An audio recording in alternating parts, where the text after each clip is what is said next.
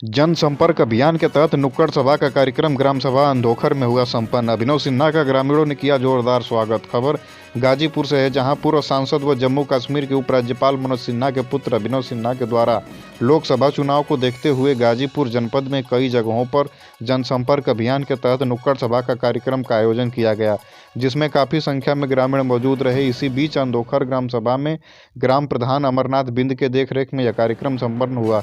अभिनव सिन्हा ने कहा कि जब इस देश की कमान 2014 से प्रधानमंत्री नरेंद्र मोदी जी के हाथों में गई और पूरा उनका प्रयास रहा कि कैसे पंक्ति में खड़ी अंतिम व्यक्ति की जीवन में बदलाव लाया जाए, जीवन में सुधार लाया जाए, और उसी के तहत बिना थके बिना रुके पिछले 10 वर्षों में उन्होंने समाज के साथ साथ भारत के भविष्य को बदलने का काम किया। उन्होंने कहा कि पिछले 10 वर्षों में देश में प्रधानमंत्री आवास योजना के तहत 4 करोड़ परिवार को पक्का मकान नरेंद्र मोदी जी की सरकार ने देने का काम किया, और उन्होंने कहा कि गाजीपुर जिले में 90,000 परिवार को पक्का मकान बनाकर दे दिया गया है और 20,000 लोगों का पक्का मकान बनाने की स्वीकृति मिल गई है। आज हम लाभार्थी संपर्क अभियान के तहत आपके बीच आए। आप सबके आशीर्वाद से 2014 में जब इस देश की कमान प्रधानमंत्री नरेंद्र मोदी जी के हाथों में गई, तो पिछले 10 वर्षों में अनवरत उनका प्रयास रहा है कि कैसे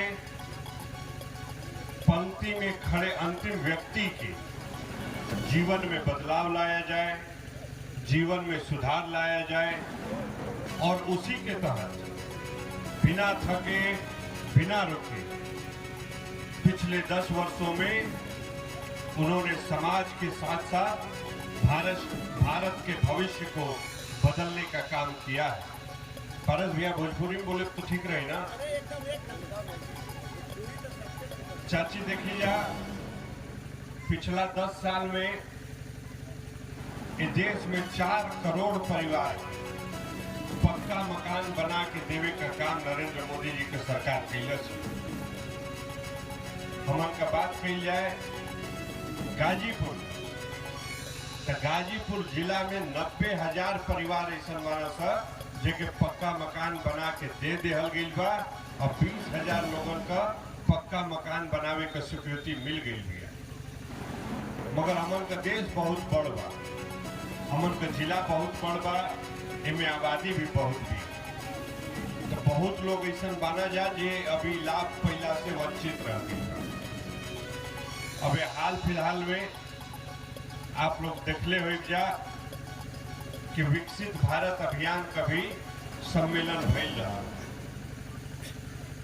आप लोगों के हमें मंच के माध्यम से बतावल चाहते कि सरकार तो बड़ा बनली, नेता भी बड़ा बनल, मगर पहली बार ऐसा सरकार आई कि ब्लॉक से, तहसील से, जिला कार्यालय से उठा के अधिकारी लोगन के आप लोगन के बीच में भेज देहल कि जा गांव के लोगन का समस्या समझा जा।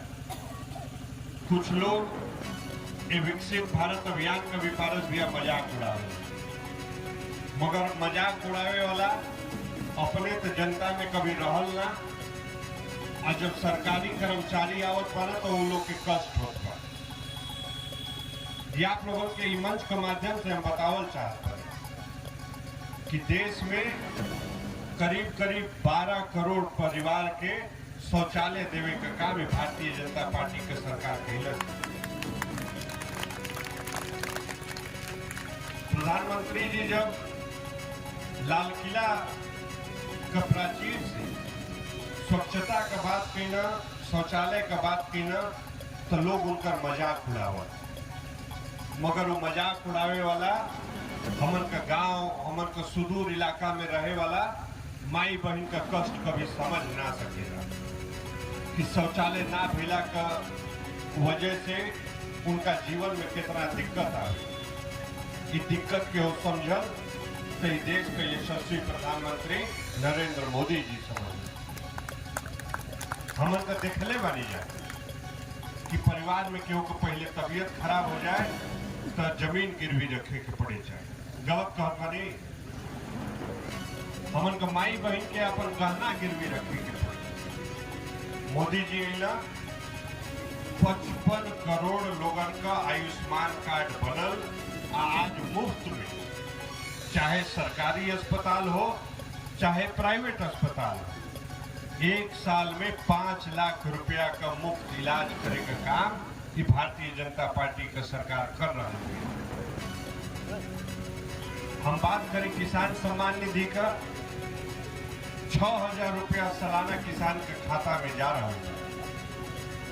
किसान सम्मान निधि का जब प्रधानमंत्री जी घोषणा कैला तई भ्रष्टाचारिया को कहना था कि 6,000 रुपया से का हुई, मगर भ्रष्टाचारी लोग कभी समझ ना सकेला कि गांव में रहे वाला किसान खातिर 6,000 रुपया भी होकर किसानी में कितना मदद करेला, कितना बड़ सहायता के काम करेला, ये एसी में बैठे वाला भ्रष्टाचारी लोग ना समझ सके।